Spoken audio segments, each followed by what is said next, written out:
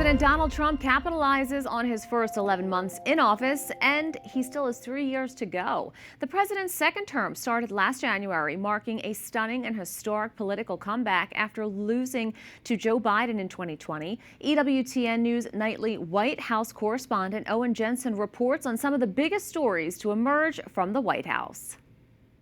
Well, that's right. Tonight we take a look back at some of the key decisions made and actions taken by the Trump administration, impacting not only millions of Americans, but people around the globe. 11 months ago, President-elect Donald Trump, who served as the 45th President of the United States, takes the oath of office and becomes the 47th President of the United States. So help me God. So help me God. Congratulations, Mr. President. At his second inauguration, he tells Americans, During every single day of the Trump administration, I will very simply put America first.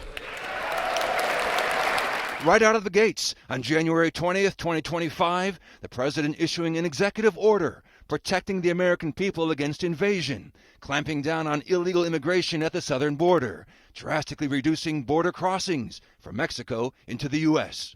Another executive order in February, keeping men out of women's sports, one of the key issues on which he won back the White House. The Trump administration says men competing in women's sports is demeaning, unfair, and dangerous to women and girls. He declared to a mostly female audience at the White House, From now on, women's sports will be only for women. The president and billionaire friend Elon Musk went to work slimming down the federal workforce through the controversial Department of Government Efficiency, or DOGE. Many federal employees suddenly unemployed. My fellow Americans, this is Liberation Day. In the Rose Garden, the president announced reciprocal tariffs on countries across the globe, rattling financial markets and putting nations near and far, friend and foe, on notice. This is one of the most important days, in my opinion, in American history. It's our declaration of economic independence. President Trump traveled to the funeral for Pope Francis, which the EWTN Global Catholic Network broadcasts live to the world. But then begin the very important work in collaborating with the Holy Spirit, discerning who will be the next successor of St. Peter. And now we're seeing President Trump's arrival. In July, surrounded by congressional lawmakers cheering him on, the president signed his big, beautiful bill, his top legislative victory, including tax cuts for Americans. Meanwhile, in his first year back in office overseas, the president working to end wars, including Ukraine. On one occasion in the Oval Office, President Trump meeting with Ukraine's president, things got heated. And in Alaska, President Trump meeting with the man who launched the invasion of its neighbor, Russia's Vladimir Putin. President Trump's biggest peace achievement arriving in the Middle East. Under his administration, Israel and the terror group Hamas finally reaching a ceasefire in their war, after tens of thousands of people are killed or wounded.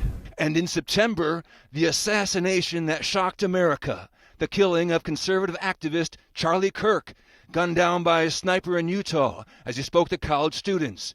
President Trump later addressed a packed memorial service. Our country was robbed of one of the brightest lights of our times, a giant of his generation, and above all, a devoted husband, father, son, Christian, and patriot.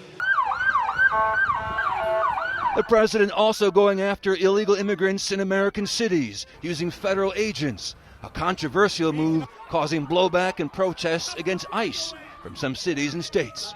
And in the fight against illegal narcotics killing Americans, the president takes aim, literally, at boats carrying drugs coming out of South America.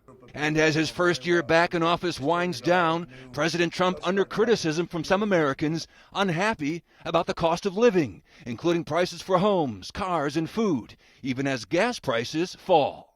President Trump also facing another big challenge in the coming year, trying to keep his party in power.